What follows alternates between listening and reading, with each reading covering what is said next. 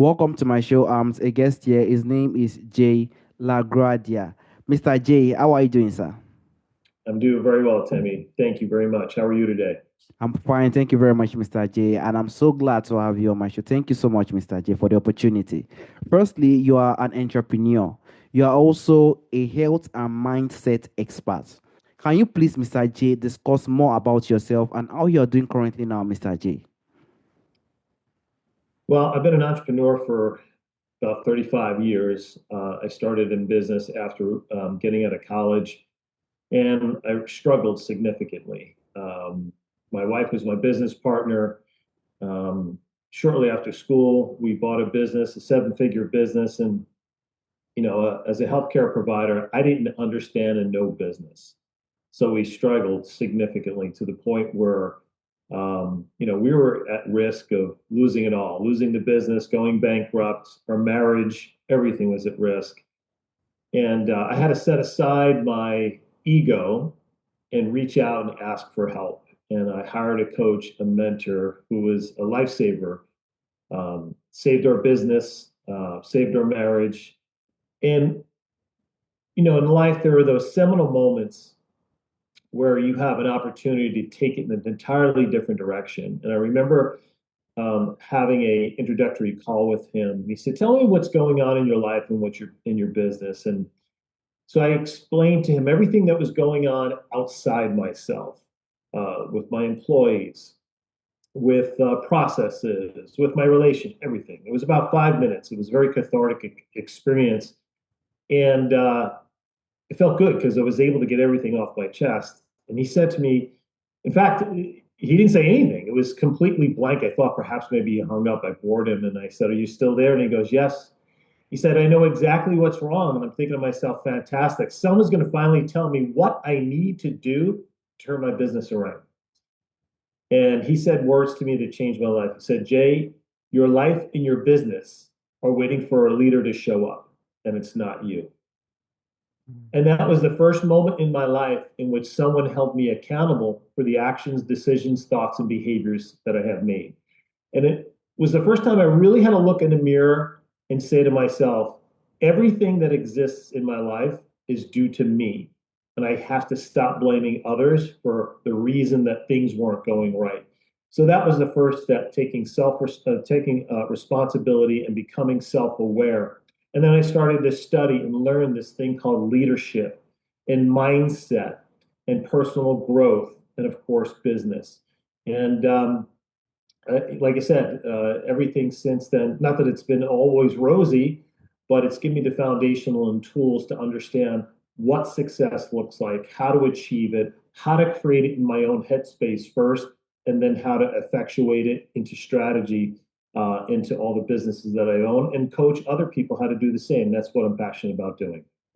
That's the beauty of the life we are currently. Life is very tough, but definitely there is definitely a solution no matter the circumstances one fall into. And I'm very glad that seeking for help is one of the good strategy one can do when someone just feel like he or she is not in the position where he or she could help himself anymore. And I'm very glad that you get out of it and you are now doing fine now. Everything at least is developing in the way it should go, which is very beautiful. I would like to dive to your book if you've written, and I think you've written a book. Can you please discuss more on your book? And do you also have more book you're writing in the coming future, Mr. J? Yeah, so I have an Amazon bestseller. It's called Change Your Mind, Change Your Destiny, The Eight Habits of Success. So I talk about these eight success habits that I had learned through a variety of mentors and coaches and teachers that I've applied and implemented into my life, which took, admittedly, a very angry, negative, not very positive individual in my teens and 20s. And as I started to apply these success habits, miraculously, what happens is my mindset began to change. And it's not just this theoretical thing, Timmy. It's literally science backed. It's what's called neuroplasticity. And what it means is, as you begin to change your thoughts, your brain begins to fire differently. And the more you change your thoughts, the more you implement different thoughts, your brain then begins to create new neural links, which literally changes how your brain functions. And so you can take somebody who's anger based and negative and angry and all these negatives and turn that around literally through the science of neuroplasticity. And these 8 habits allowed me to do so. Hmm. It's going to be very, very interesting, honestly speaking. The strategies and the steps will definitely help one, even when it comes to leadership and also when it comes to managing hundreds or even some kind of people. It will definitely be important for them to check out. Thank you so much for the insight on the book, Mr. J. And firstly, I would like to dive to the point of culture. We do know that you and I that are speaking currently, we do have different background. We have different ways we've been brought up. So culture is one of the very, very powerful things that we have been brought up. And that is, I believe that is how the world is being programmed. We are all brought up in different cultures. And that is how it is. And that is how we find it. So in your own terms, how can you define culture, Mr. J, in both personal and also professional context, Mr. J? Yeah, culture to me is the invisible script that shapes how we think, how we behave, and how we connect with others. And so for me, it's values. It's the language that you use. It's the tradition. It's the beliefs. It's even, let's say, in a work environment, it's how we dress. Um, and we absorb this literally, we start to get programmed culturally early on in our childhood, and then into our families, our upbringing, and then our community begins to shape kind of this cultural mindset. And like you said, there's different cultures as it relates to geographics, to upbringing, to nationalities, race, whatever it may be. But we are all part of a culture. We all are integrated into a culture. We're integrated to subset cultures and larger cultures as well, too. Professionally, it's the shared norms and expectations that guide how a team operates. So that's a very important note because it determines what we celebrate, it's how we handle the conflicts, and what we consider to be normal behavior. So whether it's at home or at the workplace, culture shapes literally the air we breathe, even if we're not aware of it. So you can think of it in terms of cultures like water we're swimming in. You don't notice it, it changes until it changes. That is, honestly speaking, that is very beautiful. That means culture really defines some sign, kind of sign, probably belief, or the way we even personally behave in one way or the other. Culture really play a very big role in that area. That is why sometimes when someone is from another culture, and the person might be loud, you'll be like, this person is just this, that, it might be the way the person has been, trained and brought up. So sometimes when someone is with someone with different background and stuff like that, I think someone just needs to adjust in one way or the other. And definitely, there could be some way someone can try to begin to recognize this cultural programming that they've inherited from their people. So, how do you think someone can also recognize this unconscious cultural programming they've inherited, Mr. J? We start by paying attention. It's self-awareness, right? We pay attention to our emotional reactions. So again, we're human beings, so we're emotional beings. Um, I can talk about emotional IQ, or we can talk about it at a later time, but what defines our ability to elevate our emotional IQ is our self-awareness, is to be able to be present in the environment and experience without necessarily feeling like you have to react, right? It's those moments of judgment when we're feeling frustrated or discomfort can reveal these unconscious beliefs. So you got to ask yourself, where did these come from? Right? How did I learn these? So, as you mentioned, which is one of the reasons why I love to travel, I love being exposed to different people, different cultures, and different perspectives because for me, it's an opportunity to learn, it's an opportunity to grow. Just because your culture is different than mine or mine's different than yours doesn't mean yours is better than mine or mine's better than yours. They're just different. And the exciting thing is to be able to integrate and to learn from each other because I'll learn perspectives from your culture that I think that are really, really cool. And maybe I want to adopt into my work setting or into my family setting. So as I mentioned, travel, books, right? Diversity in a sense of stepping outside your box and learning from other people, reading about other businesses and their successes and what makes them successful. These can help you see your own faults more clearly. Also, to seek feedback. As I mentioned to you when we first started my story, is I sought out a coach only because my wife said to me, if we don't get help, we're probably not going to be making it. So my value system is my marriage and kids are the most important. So if she's telling me we need to make a change, all right, I've got to give in and let go of ego and find someone who can help us. So the feedback from that coach was a game changer for us, as I had mentioned. So be willing to talk and speak to other people, observe, go learn, listen to podcasts, read books, go visit different organizations is one of the most powerful mirrors that we can have. And then a tool to help begin to put it all together is one of the tools I talk about in my book is journaling. Because when you journal, you can then organize your thoughts, create feedback from those experiences, and begin to then organize your thoughts and perhaps then make different decisions. That is very, very powerful and very important, to be honest with you, Mr. J. Self awareness is just one of the baseline for someone to identify these patterns or these programming areas that one have inherited. And I'm so very much happy that you've even tried your best to travel to different countries and also learn from different culture. We just have to learn from ourselves. Like my own culture is just really energized. So everything like that is just really beautiful to just learn from each other and see how we could grow. I think that is how it is. And also learning from people, even seeking for help when things has gotten out of hand is very, very important. Thank you so much for those insights, Mr. J. And also, I would like to dive to the point whereby, what you could recommend in building a cultural sensitivity across diverse community. There might be some community that are really diverse when it comes to cultural background. So what strategies do you think you can recommend for building a cultural sensitivity and empathy, that's showing empathy, showing love and care within each other across diverse community, Mr. J? I'm so glad that you asked that question. And I loved your response to just a moment ago. It starts by being non judgmental, right?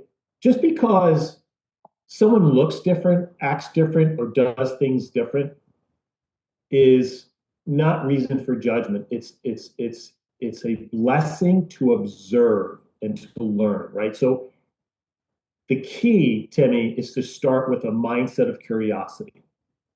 I think being curious is really important because when we're curious, we ask more questions and we assume less. So it helps us kind of set aside our own inherent belief systems. Listen with the desire to understand, not to respond. Engage with people whose experiences are vastly different from yours and look for common ground without erasing your own differences. So you don't have to give up your uniqueness, right, to fit in with someone else and vice versa. Look for the common ground because we're human beings, so we have three basic needs, right? Safety, love, and nourishment. So we're all going to have the need for those three things: to feel safe, to be loved, and to be able to be nourished mentally, physically, and spiritually. So we have common grounds right from the beginning. Also, create spaces for stories, right?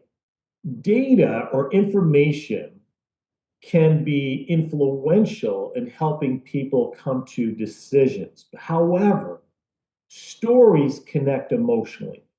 And I've taught this throughout all the businesses I've ever owned. And to people I coach, is that when you connect emotionally, right, you connect a much more deeper and meaningful relationship with a person than you do trying to convince them through data and statistics. Now, data and statistics are important, particularly in the sales environment, to verify what you're saying. But the most influential way is through connecting emotionally, letting people know that you care. So empathy grows when people feel safe to be fully seen and heard. So seek first to understand before being understood. Hmm. Very powerful insights. I have to be honest with you, Mr. J. Someone just have to live a life that's just have this kind of love and care, because we shouldn't be in a position whereby we judge ourselves in one way or the other. That would definitely not show the kind of unity and the kind of care we need within each other, most especially if we're in a diverse community. I think having a life without not being judged, as you said earlier, and also having a life to just having just a way to just be cautious and just to be more of careful in decisions he or she needs to make when it comes to cultural identity. And as you said earlier, I love what you said. Beautiful. What you said was very beautiful, honestly speaking, because you said getting to know another culture doesn't mean we should leave our own. It's just for us to gain and grow. That does not mean we should not leave ourselves. We do not know who we work with. Even most especially, even business people, like I really respect you guys. You could be with someone with entire different culture, and definitely you will want to learn and also grow. But that does not mean one we definitely ignore or avoid is your culture. That should just make them grow and learn within each other. That is a very beautiful insight, Mr. J. And also, you said one beautiful thing which I want to dive into. You said they should try their best to maintain it, as I've said earlier, their cultural identity. Some people might be like, how can I even try my best to maintain this identity if I'm with this person? I might want to show everything that I'm just with them, stuff like that. So, how do you think individuals can try to maintain their cultural identity while still integrating into new environments or global teams, Mr. J? It's a really good question as well. I just want to take a step back and comment on your comment is that it's my opinion that so much of the conflict that exists within the world is a lack of cultural understanding. And so, therefore, to make ourselves right, we feel like we have to make the other wrong, Yeah. right? Rather than just understanding that there are unique differences. So, let's say culturally, you have a different religion than I do. Okay. Well, that's not a threat to me, right? Or if you have, different cultural beliefs about marriage or whatever. I mean, just insert in the blank. What is at the core of all the conflict, in my opinion, is the inability to step back, appreciate, and understand the cultural differences, and to respect the both, and then live coherently with each other, respecting those differences. That is what I talked before about a high level emotional intelligence. I don't need to make you wrong to make me feel right. I can respect with what you do and honor what you do with love. So, getting to your question, you said, how can individuals maintain their cultural identity while integrating to new environments or global teams? And this is exactly what I just said. Integration doesn't mean assimilation, right? It's possible to honor your roots while also adapting to newer environments. So it's about both and thinking, bringing your unique perspective while remaining open to others, just like you and I are doing here right now. So share your traditions, values, and insight. And let me stop for a second and talk about values, particularly in the professional environment. The key to any successful organization, including a family, is clearly defined core values. Your core values define who you are as a human being. Your core values is what differentiates each other. Now, we may have similar core values, but our priority of those values may differ. And they also can differ in seasons. My core values, the priorities of my core values are different now than they were when I was in my 30s and I had a young family. Now, family is still a very high core value of mine, but it's not my top because they're all grown, have their own families, right? Core values is what defines an organization. And an organization, particularly a successful organization, only hires and allows new people in their organization who resonate and who are similar in their core values. Tell you a quick story. You may be or may not be familiar. There was a great entrepreneur here in the United States called Tony Sheesh. And he started a company called Zappos, which was one of the first huge online retailers many years ago. Prior to starting Zappos, Tony started another company, and anything he touched, he was brilliant, turned into a $1 billion company within a few years. And quickly, what Tony realized was that organization, he lost control because he started to hire, or they started to hire people based on skill sets, not on common core values. So, after considering and speaking to experts, he found out it was much harder to try to change a large culture because they had a lot of employees. It was much easier for him to sell the company and start a new one, i.e., Zappos, and then instill these new core values and make sure everyone that they brought into this new company reflected the company's core values. So he had this document. It was called his Core Four: core mission, core purpose, core values, and core beliefs. So he said it's the most important document any organization could have because you need to reflect, review, and reinforce, if not every single day, every week, to your organization of who you are, what your mission, what your purpose is, what your values are, and what are the core beliefs of the company. And that is what makes a strong culture organization. And that is what makes the difference between an exceptional company and ones that struggle. And and so I would encourage, if you've got entrepreneurs who listen to this program, if your business is struggling, the first thing I would assess and review is what's your culture like. Because if your culture is neutral, your business is going to be neutral.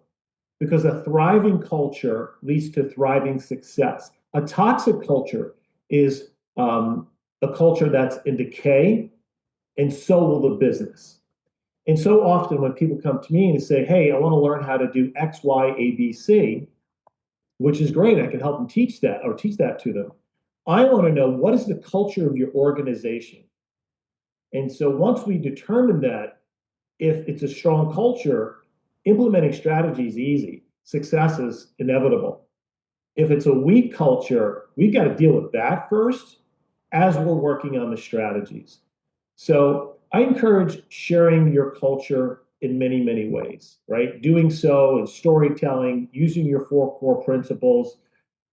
And most organizations don't do that. If they even have a core mission or purpose statement, it's in a draw. No one sees it, right? If I was to walk into that business and ask 8 of their employees, 8 of them won't know it, or it'll be some rambling about, we do this, we do that kind of thing.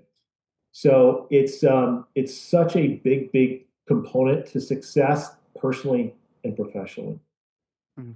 I want to sincerely thank you for the story you got us into and also the insight you've brought in this situation. Value is very important, and also understanding the type of culture one is trying to bring in to just build the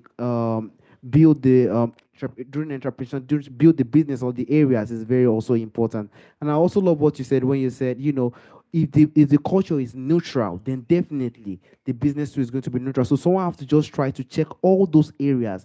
They are very important. Those are the little things that a lot of people try to overlook, but they are very important. Values and also this cultural background are very important. That could definitely help even a business, even anything one is trying to build to go in a very long way. I want to sincerely thank you for that insight, Mr. J. Thank you so much for that. And lastly, Mr. J, there's a question I normally ask during the end of the show.